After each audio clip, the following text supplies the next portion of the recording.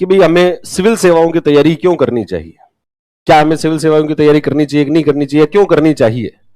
तो उसका जो जवाब है वो ये है कि जीवन व्यक्ति को एक बार मिला हुआ है और हम कम से कम अपने जीवन का तो सम्मान करते ही हैं, और जीवन का सम्मान करते हैं तो ये हम देखें कि हम अपने जीवन को कितना अच्छे से जी सकते हैं।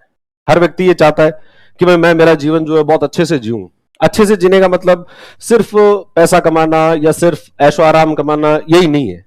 उसके साथ में व्यक्ति ये भी देखता है कि साथ पैसे के साथ में पैसा भी हो, ठीक ठाक डिग्निफाइड लाइफ जीने के लिए जितनी आवश्यकता है वो पैसा भी हो, उसके साथ साथ में समाज के अंदर मेरी थोड़ी पूछ भी हो कि सोसाइटी के अंदर लोग बाग आपकी पूछ भी करें, आप निर्णय लेने की उस क्षमताओं के अंदर भी हो, और आप समाज के अंदर कुछ कंट्रीब्यूट भी कर सको, समाज के अंदर कुछ ना कुछ कंट्रीब्यूशन आप कर सको।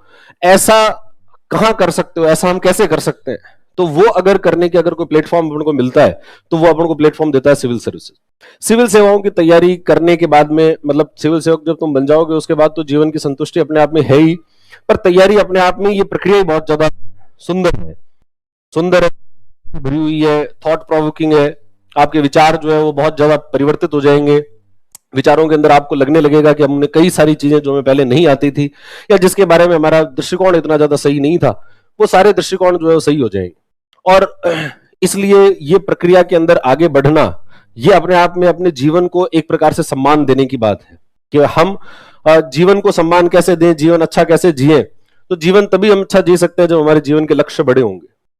जैसे वो दिलीप सर बार बार कहा करते हैं कि छोटा असफलता अपराध नहीं है, छोटे लक्ष्य रखना अपराध है।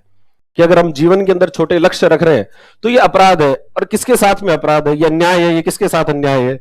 यह अपराध कि हम अपने जीवन का सम्मान करते हैं, हम ये सोचते हैं कि मेरा जीवन जो है वो मैं अच्छे से जीऊं, कम से कम अपने का तो करते ही हैं। हमारे घर के अंदर भी अगर बाहर से कोई व्यक्ति आता है और बाहर से कोई व्यक्ति आता है तो उसके लिए हम कैसा अरेंजमेंट करें, कितना अरेंजमेंट करें, ये किस आधार पर डिसाइड होता है। उसका हम कितना सम्मान करते हैं। अभी दिवाली की आपने छुट्टियां मनाई, उसके बाद में कई सारे लोग आए होंगे। अब जो लोग जितना आपके लिए, जो लोग महत्वपूर्ण होंगे, जो जितना महत्वपूर्ण होगा उसके लिए आपने अरेंजमेंट उतने अच्छे किए होंगे या कोशिश की होगी कि मैं उसके लिए उतना अच्छा कुछ कार्य कर सकूं, बढ़िया से बढ़िया कुछ कर सकूं, ऐसे करने की कोशिशें की होगी। और ऐसा ही जब हम दूसरों के लिए सम्मान देते हैं और दूसरों को सम्मान देकर उनके लिए कुछ बेहतर करने की कोशिश करते हैं, तो कम से कम अपने आप को तो हम सम्मान दें ही।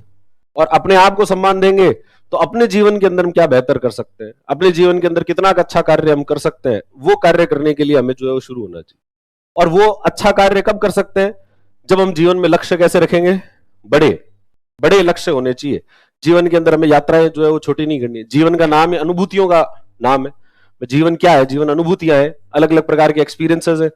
और कम से कम ये चाहे कि ये जो जीवन है उसके एक्सपीरियंसेस तो बहुत शानदार होने चाहिए कि भाई ये जो अपने पास में अभी आगे का समय बचा हुआ है, अभी तो आपने कुछ 20-30 साल तो निकाल दिए, और वह बाकी के जो भी बचे हुए हैं उसका अनुभव अपन को ऐसा मिले कि जिस अनुभव के साथ में जब अपन जाए तो ऐसा लगना चाहिए कि हाँ यार, अपन को ऐसा कोई डाइवर्स अनुभव जो है वो मिला है और जीवन हमने खूब अच्छे से जिया है।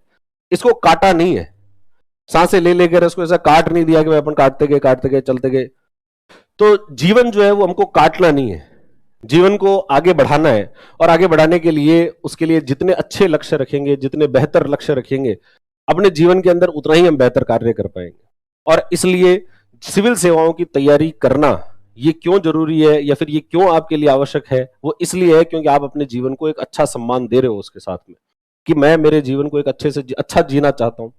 और दूसरी बात कि सिविल सेवाओं में तैयारी करना और इससे जीवन की अनुभूतियों को अच्छा कर लेना, इससे जो है वो अपने जीवन को बहुत महान कर लेना, ये बहुत आसान भी है।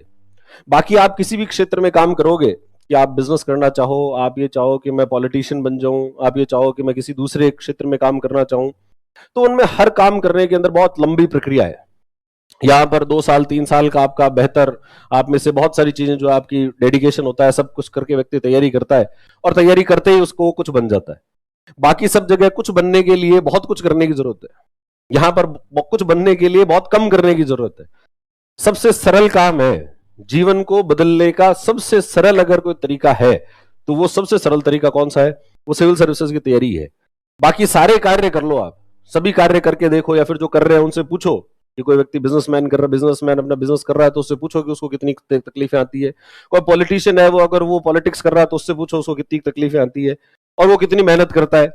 दिन रात लगा ही रहता है, पता नहीं कितने लोगों के आगे पीछे भागता रहता है, कितने लोगों को जो है वो खुश करता रहता है। और यहाँ क्या करना है, 2 साल है, और 2 साल, और उसको भी अगर आप कम करना चाहो तो आपकी क्षमताएं जितनी तेज कर दोगे उतनी वो टाइम ड्यूरेशन भी कम हो जाएगा।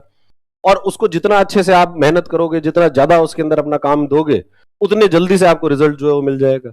और एक बार रिजल्ट ले लिया, रिजल्ट लेते ही एकदम से बड़ी छलांग जो है वो होगी जीवन के अंदर, इससे अच्छी जंप और कहीं पर नहीं मिल सकती। इसलिए अपना जो है वो कोचिंग में क्या नाम है, स्प्रिंग बोर्ड। स्प्रिंग बोर्ड का मतलब क्या होता है, जो एक जंप दे सके। और स्प्रिंग बोर्ड एकेडमी तो जंप देती है, ये सिविल सर्विसेज भी जंप देती है। और ये जंप देती है किसके अंदर, अपने जीवन में, कि लाइफ के अंदर अभी हम एक सामान्य जीवन जी रहे हैं, और सामान्य जीवन से वो जीवन जो है वो एक एक्स्ट्रा ऑर्डिनरी जीवन बन जाए। और एक्स्ट्रा ऑर्डिनरी जीवन बनने के लिए जो अपन को जंप चाहिए, वो जंप अपन को मिल सकता है सिविल सर्विसेज की तैयारी से। इसलिए सिविल सेवाओं की तैयारी करना जो है वो बहुत जरूरी है, मतलब हर आदमी को करनी चाहिए। और अगर आप दूसरे भी फील्ड में जाओ, मतलब जो अगर कुछ जो लोग सिविल सेवाओं में की तैयारियां करते हैं और वो जो सिविल सेवक बन जाते हैं वो तो अच्छा काम करते ही हैं, पर जो लोग दूसरे क्षेत्रों में भी काम करते हैं वो भी एक बेहतर मनुष्य के तरीके से, बेहतर इंसान की तरीके से कार्य करते हैं। कि उनकी जो समझ होती है, दूसरी चीजों को समझने की जो जो क्षमताएं होती है, वो बाकी लोगों से बहुत अच्छी होती है। और इस वजह से भी सिविल सेवाओं की तैयारी करना जो है वो फायदेमंद है, जीवन को एनरिच करने के लिए, जीवन को अच्छा बनाने के लिए जो है वो ये जरूरी है। फिर एक बात आती है कि कई बार अपने आप पर डाउट होता है व्यक्ति को कि क्या मैं कर पाऊंगा कि नहीं कर पाऊंगा। तो मैं कर पाऊंगा कि नहीं कर पाऊंगा, इसमें भी वापस मैं तो एक ही बात कहता हूं कि अपने आप का व्यक्ति को सम्मान करना चाहिए।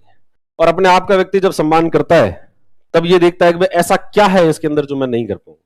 भाई आरएएस बनना है, तो आरएएस बनने के लिए आप ऐसा सोचो कि भाई आरएएस नहीं बनना है, मेरे को उसकी एक प्रक्रिया है। आरएएस कैसे बना जाता है, तो एक प्रक्रिया, उस प्रक्रिया का आप पालन करो। भाई एक प्रोसेस है, और इस प्रोसेस का पालन करोगे तो रिजल्ट जो है वो क्या रहेगा, वो रिजल्ट ही आरएएस बनना है।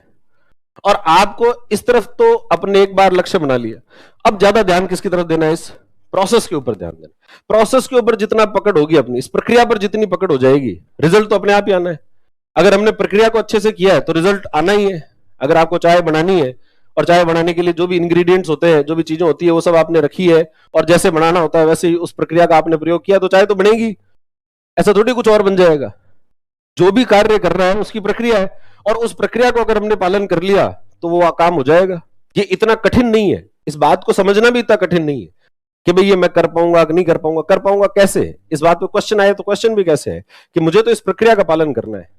बस ध्यान अब किसके ऊपर रहना चाहिए, अब इस प्रक्रिया पर ध्यान रहना चाहिए। और ये प्रक्रिया क्या है, ये प्रक्रिया बहुत एकदम सिंपल डिफाइंड प्रक्रिया है कि आपके पास में एक सिलेबस है, उस सिलेबस को अपन को पढ़ना है, उस सिलेबस के अंदर जितनी चीजें हैं उसको पढ़नी है। और वो भी आपको खुद को नहीं पढ़नी है, वो भी आप जो कोचिंग ले रहे हो, जो कोचिंग में आए हो, तब इस प्रक्रिया को जानने वाले लोग, इस प्रक्रिया के एक्सपर्ट, इस प्रक्रिया के चारों ओर से जानने वाले लोग जो है वो आपके साथ में, और आपके साथ में जब वो लोग होंगे तो इस प्रक्रिया को आप बहुत अच्छे से काम कर सकते हो। और जब इसमें अच्छे से काम कर सकते हो तो रिजल्ट तो बहुत आसानी से आ ही जाएगा। इस वजह से आरएएस मैं कर पाऊंगा कि नहीं कर पाऊंगा, ये तो डाउट अपने आप के ऊपर होना ही नहीं चाहिए। और सेल्फ कॉन्फिडेंस जो है, सेल्फ कॉन्फिडेंस जीवन में कुछ भी करने के लिए जरूरी है। आप कुछ भी करना चाहो तो उसके लिए आपको कॉन्फिडेंस हो, और कॉन्फिडेंस तभी आता है जब हमें प्रक्रिया पता हो, अच्छे से प्रक्रिया पता हो। जैसे मैंने अभी एग्जांपल ये चाय वाला दिया, आप में से बहुत सारे लोगों ने बनाई होगी, अभी सुबह आए हो तो भी बनाई होगी। और तो क्या डाउट आया कि क्या मैं बना पाऊंगा कि नहीं बना पाऊंगा, किसी में डाउट आया, आप तो आपको ऐसा डाउट है, सीख लिया तो बस, उसके बाद में डाउट क्या है, उसके बाद तो गाड़ी उठाई, बाहर चलो आगे निकल गए। क्यों, क्या, कैसे निकल गए, उस प्रक्रिया पर अपन ने कमांड कर ली। एक बार उस प्रक्रिया पर अपन कमांड कर लेते हैं, प्रोसेस के ऊपर जितना कमांड करते हैं, टारगेट जो है उतना आसान हो जाता है। इसीलिए बार बार ये कहा जाता है कि ज्यादा जोर किसके ऊपर दो, प्रक्रिया पर ज्यादा जोर दो। भगवद गीता में कहा, कर्मण्यवाधिकारस्ते मां फलेषु कदाचन मां कर्म फल हेतुर्मा ते संगो अस्तु कर्मणि। कर्म पर ध्यान दो, फल पर आपका अधिकार नहीं है। आपका अधिकार किसके ऊपर है, कर्म पर है। और ये अपना कर्म है, और ये कर्म का फल है। तो कर्म फल तो जाएगा कहां, फल जाएगा कहां, फल तो आएगा ही। अगर हमने कर्म सही से किया हुआ है, अगर हमने कार्य सही से किया हुआ है, तो फल अपने हाथों से कहीं आगे निकलने वाला नहीं है, वो तो आएगा ही।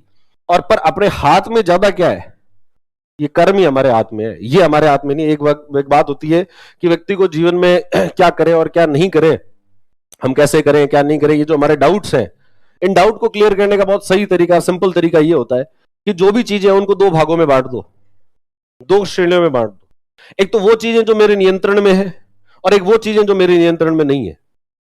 हमारे जीवन में जितनी भी चीजें हैं उन सबको हम इन दो चीजों में बांट सकते हैं। एक तो वो चीजें जो हमारे नियंत्रण में है और एक वो चीजें जो हमारे नियंत्रण में नहीं है। और फिर ये सोचो कि बस अब मैं तो जो भी कार्य करूंगा या जो भी विचार करूंगा वो उसी के ऊपर करूंगा जो मेरे नियंत्रण में, जो मेरे नियंत्रण में नहीं है उसको मैं त्याग दूंगा, उसके बारे में उतना विचार नहीं करूंगा, उसके बारे में इतना परेशान नहीं होऊंगा। तो जैसे अब व्यक्ति कोई सोचे कि भाई वैकेंसी कब आएगी, पेपर में एग्जाम के अंदर जो क्वेश्चन आएंगे वो टफ आएंगे कि नहीं आएंगे, कैसे आएंगे, ये क्या अपने नियंत्रण में? जब अपने नियंत्रण में नहीं है तो अपन उसके बारे में सोच क्यों रहे? और अगर हम उन चीजों को छोड़ दें और जो अपने नियंत्रण में है, अपने नियंत्रण में क्या है, तैयारी कर ले, पढ़ ले, अभी जो समय है उस समय को एक अच्छे से यूज कर ले। जीवन के अंदर अपन को अपॉर्चुनिटी मिली हुई है, जीवन आपको अवसर देता है, बार बार अवसर देता है। आज सुबह हुई, सुबह ने तुम्हें एक अवसर दिया कि तुम यहां आ सकते थे, तुम चाहते तो सो भी सकते थे, तुम ये भी सोच सकते थे कि यार अपन तो ऑनलाइन ही देख लेंगे, यूट्यूब पर भी तो लाइव होता ही है, पर फिर भी तुमने ये कहा कि नहीं नहीं नहीं ऑनलाइन नहीं, मैं तो इन पर्सन ही जाऊंगा और वहां जाकर ही काम करूंगा, और वहां जाकर ही काम करूंगा। तो इसका मतलब है कि आपने अपनी ऊर्जा को एक और, कि नहीं अपन इतने क्या आलसी हैं, अपने अंदर इतनी क्षमता है तो यही कि वहां जा सकते हैं, जाकर बैठ सकते हैं, बैठकर सुन सकते हैं। और जब बैठकर सुना जा सकता है तो घर में पड़े पड़े क्यों सुने? और जो व्यक्ति अपने बिस्तर से नहीं उठ सकता, बिस्तर से उठने के लिए तो उसको डाउट नहीं होना चाहिए कि मैं क्या बिस्तर से उठ सकूंगा कि नहीं उठ सकूंगा, उसके लिए तो डाउट नहीं होना चाहिए। पर लोग वहां से भी नहीं उठ पा रहे हैं, तो इसका मतलब है कि वो जो उनके नियंत्रण में कार्य है वो उस नियंत्रण में कार्य को भी पूरा नहीं कर रहे हैं।